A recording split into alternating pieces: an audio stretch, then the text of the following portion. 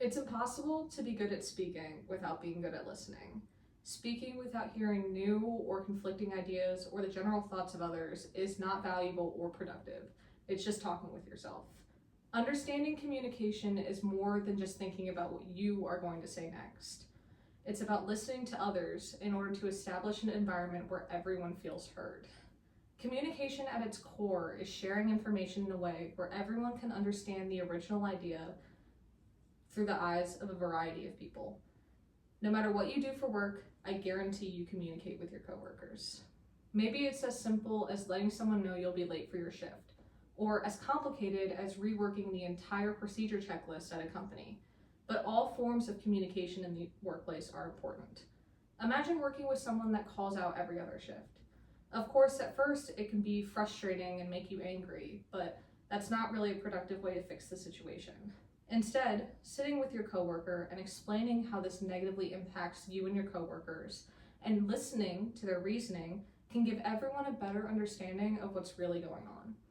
Maybe your coworker's babysitter keeps flaking on them, or they have a lot going on all of the days that they're scheduled.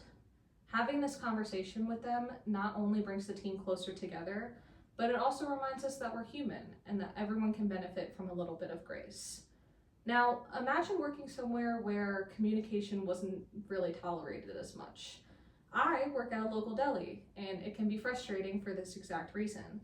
Front of house doesn't always let the back know when we're low on certain items, and the back isn't always open to listening to the list of concerns that front of house has.